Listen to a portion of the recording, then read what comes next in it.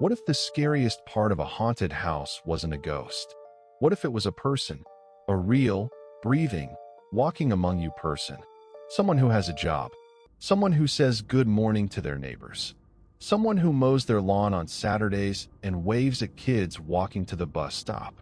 Somewhere in Westfield, New Jersey, a town so safe that parents let their kids ride bikes until the streetlights come on. That person is still out there. And in 2014, they picked one family to remind an entire country that safe is just a feeling. It's not a fact. This is the story of the Watcher House. But more than that, this is a story about how well a stranger can know you without you ever knowing them. Derek and Maria Broaddus did everything right. They worked. They saved. They waited years for the right house, in the right town, with the right school district.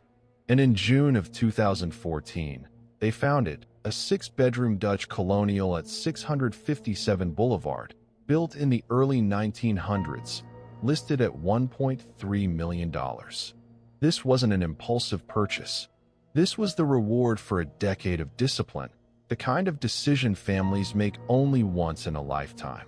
3 young kids, a forever home, the kind of house where birthdays happen in the backyard, where Christmas mornings become family legend, where you can already picture exactly which room will belong to which child. They didn't move in right away. They wanted to renovate first, new paint, updated floors, a few structural repairs, a house that felt like theirs before their furniture ever crossed the threshold. So for a few weeks, it sat mostly empty. Just contractors coming and going. Just Derek, stopping by after work most evenings, watching the transformation happen room by room, imagining what it would look like once it was finally full of life. Nothing about this looks like the beginning of a nightmare. That's exactly what makes it worse. One evening, after the workers had packed up and the street had gone quiet, Derek walked out to check the mailbox. Inside was a plain white envelope. No return address. No stamp irregularities. Just 3 typed words across the front. The new owner. He almost smiled. Maybe it was a welcome note. Maybe a neighbor introducing themselves the old-fashioned way. The way people supposedly still did in towns like this. He opened it standing right there in the driveway, under the porch light. The letter started politely enough. Congratulations on the new house, that kind of thing. But by the second paragraph, something shifted. The writer claimed their family had been watching 657 Boulevard for generations. Their grandfather watched it in the 1920s. Their father watched it in the 1960s. Now, the responsibility had passed to them. Then came the question that should have ended the night right there. Why are you here? And then, worse, a question about the children. Whether they'd all arrived yet. Whether there would be more. Whether the young blood would be playing down in the basement. Here's the detail that should stop you cold. The kids hadn't moved in yet. Nobody outside the immediate family had any obvious reason to know children were coming to live there. Somebody did, and they wanted the family to know it. Let's pause here, because this is where the story stops being about a house and starts being about the human brain. Psychologists have a term for what happens next: hypervigilance. It's the state your mind enters when it believes a threat is present but invisible. Your brain starts scanning everything.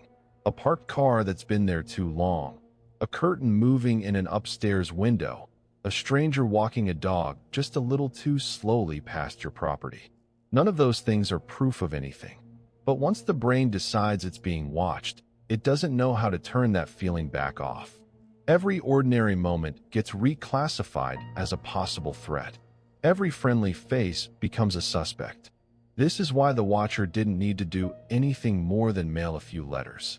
The letters did the damage all on their own. Derek and Maria weren't just afraid of one person, they became afraid of everyone, because they had no way of knowing which ordinary neighbor might be the one behind the envelope. That's the real horror buried inside this case. Not a monster, not a weapon, just the slow, quiet collapse of trust in your own neighborhood, the place that's supposed to be the safest one you know. The police were called immediately. Detectives dusted the envelope for fingerprints, tested for DNA, and quietly began asking neighbors questions about anyone unusual on the block. Then the Broadduses called the previous owners of the house, and what they heard changed the direction of the entire investigation. The former owners said they had received a similar letter right before closing on the sale, but they'd lived in the house for more than 20 years without a single incident, so they dismissed theirs as a strange, one-time prank and never thought much more about it. That one detail reframed everything. This wasn't personal. This wasn't about Derek and Maria specifically. Whoever the watcher was, they weren't fixated on a family. They were fixated on the house itself.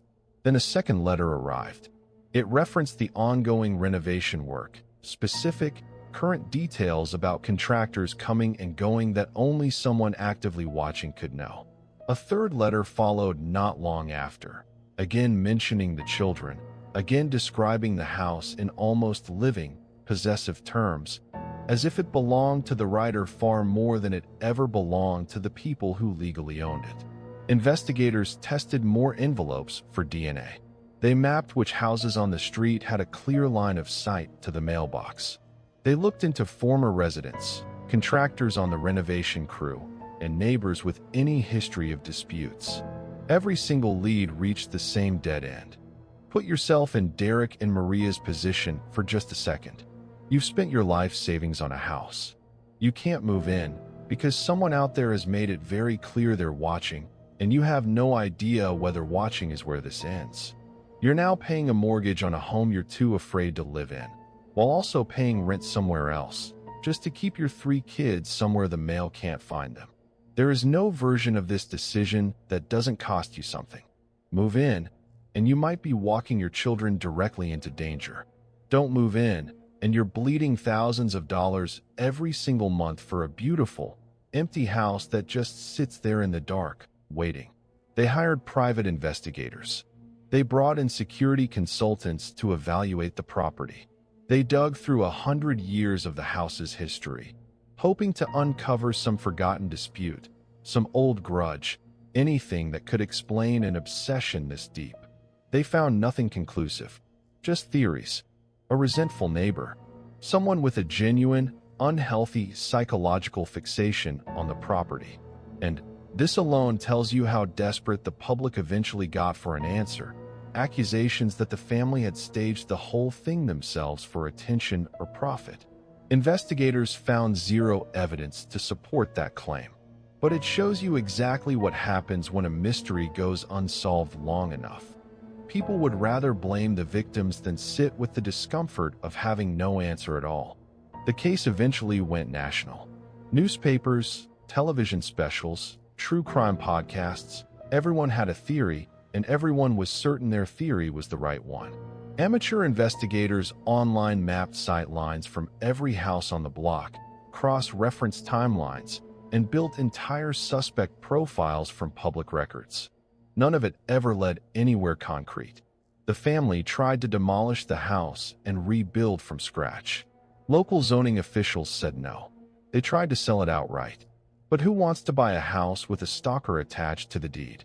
Eventually, they rented it out to tenants, and according to public reporting, new letters reportedly kept arriving even after the Broadduses themselves were no longer living there.